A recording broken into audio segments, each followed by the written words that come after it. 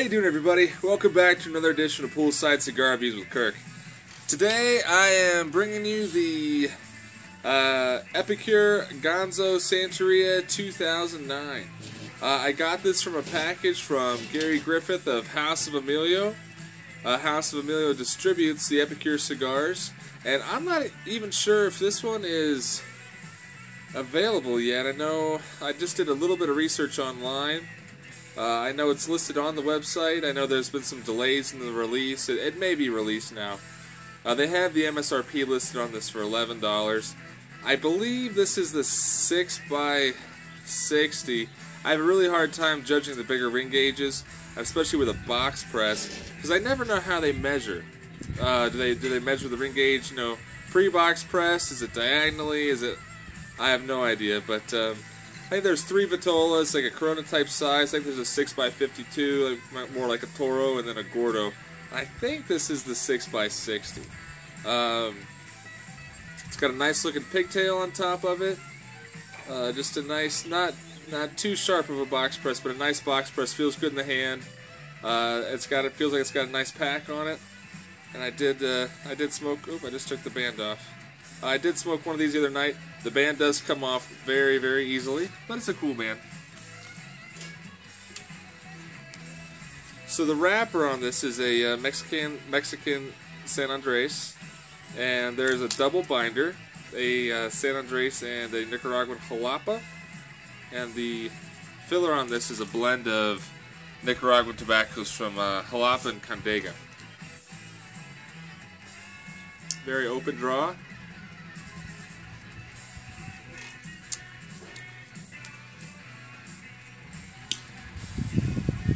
So, like I said, I got these cigars from Gary Griffith.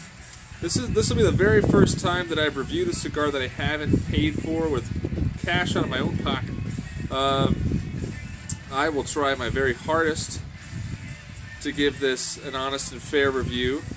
But do note that generally in my reviews, value does play a part in how I, interpret a cigar as being good or not. Usually it's in context of the price paid.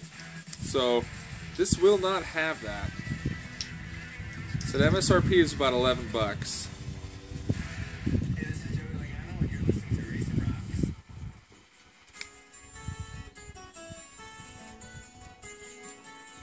A little spicy off the bat.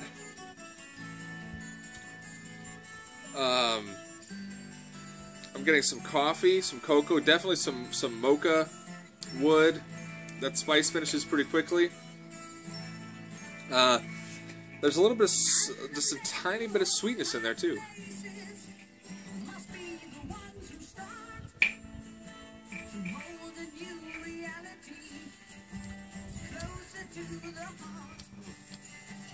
Lots of smoke. Yeah, I think those are the major players there. Just a slightly spicy mocha with some wood, deep tobacco. Very, very, very pleasant. Very clean first light. So I will smoke on this for a while, and I will check back in with you, let you know how we progress with the Gonzo Santeria 2009. Thanks again very much to Gary Griffith for sending these out to me. I do appreciate it, and I look forward to smoking all those sticks. So stick around, guys. I'll be back in a minute.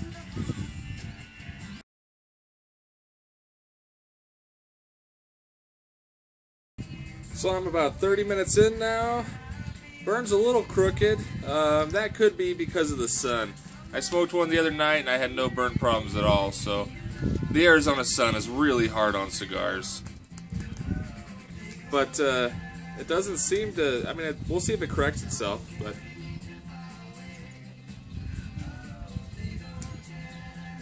smoke output's still great. It mellowed out after about the first 10 minutes. I would say it probably started off the first slight as a medium full. Now I would say I'd put it more in the medium category, but still a lot of flavor. Big time cocoa, big time coffee. The spice is gone. There's a little bit of a cedary flavor on the retrohale. Retrohale's not terribly spicy either. but there's still a lot of flavor going on, and there are some. The smoke is a little bit dynamic, but it's really full, really rich, and there is a flavor that I was trying to pin down that kind of keeps ducking in and out, and I keep thinking, what is that flavor? And it's a bit of a slightly burned popcorn, and not unpleasant, not like a bitter, nasty popcorn flavor, but just one of those. It's there. It's interesting, and I like it. I enjoy when I get new and kind of tricky flavors to identify in cigars. I think that's pretty cool. So, yeah, we'll see if that flavor continues. But that's a new one for me. Yeah, slightly burned popcorn. So anyway, I'll keep trucking on this, and I'll check in back with you in a little bit. Let you know how it progresses going forward. So stick around, guys. Be back in a minute.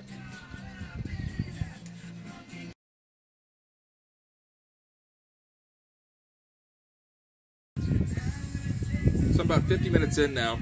Finished up the second third. Flavors have been pretty consistent. Strengths come up a little bit, and strengths actually bounced up and down because I started to get like I can just feel the strength in my stomach a little bit. You know, when I smoke a strong cigar, and again, I'm not terribly sensitive to nicotine. I don't get lightheaded. I generally don't get nauseous. Very few cigars have made me nauseous. I haven't had much to eat today. I had a bagel about 5 hours ago, so my stomach is pretty much empty, and I've been pairing this with sparkling water. But when I smoke a strong cigar, I get almost like an acid reflux, almost like feeling. You know, I wouldn't call it a nausea, but I can feel it in my stomach and a little bit in my esophagus. But really like the flavors on this. This really appeals to my palate. Lots of chocolate, tobacco. A little bit of earth has come in the second third, and that slightly burnt popcorn is still there too. I did touch this up once, but it's been burning fine. You know, normally I'm not a big fan of a 60 ring gauge because of the burn issues. This has got a lot of flavor. I would really like to try this in the Corona size. So, so far so good. I'm really enjoying it, and I will be back when I finish this up and let you know my final thoughts on the Gonzo Santeria 2009. See you guys in a minute.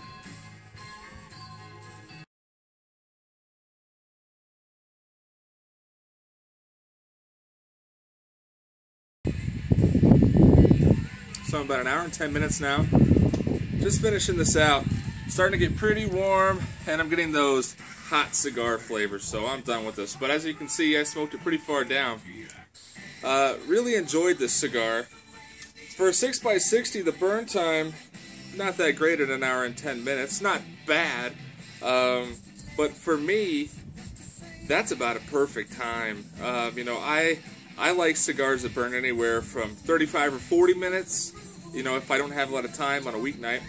And on a weekday, or a weekend, if I do have more time, I tend to like cigars that burn between an hour and an hour and 15 minutes. You know, past an hour and 15 minutes, even if I really like a cigar, I start to...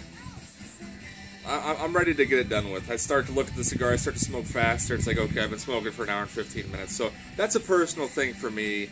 I don't enjoy a slow-burning Churchill that I sit outside for 2 hours for. Again, that's just me. There's nothing wrong with that, but it's just not for me. So this was a good burn time for me, and I only touched it up once, which is pretty great for a 6x60, and after I touched it up, the burn was just flawless the rest of the way. So really quick, easy touch-up, burned fine. The retro hill got really spicy in the last third. I really burned my nose on one. I'm not huge into the retro hail. I do it a little bit, but not a whole lot. But this one got spicier. The flavors towards the very end did mellow out a little bit, but fairly consistent throughout. It was a little bit woodier in the last third, but I really liked this cigar, so I definitely recommend giving it a try. You know, for $11, I don't think I would buy a box of these because that's kind of expensive, and it was a really good cigar, but that's just kind of out of my price range. I don't really spend that much on, you know, boxes. I won't, you know, spend $220 on a box of cigars. But I will say that if my B&M carried these, I would buy this again. I don't know if I would buy a fiver and keep them here at home, but this would be more of something that when I go to the B&M at lunchtime, or maybe in the evening if I get a chance, if I go there and maybe there's nothing new on the shelves, I could see myself picking this up because I know it's a cigar that I like, and I know that it burns well. So there are cigars that I'll do that. You know, I'll buy like the La Aroma de Cubas, the Mi Amores, things like that. I'll buy those again. I buy the Serie V all the time. I will buy boxes of those though, because those are amazing.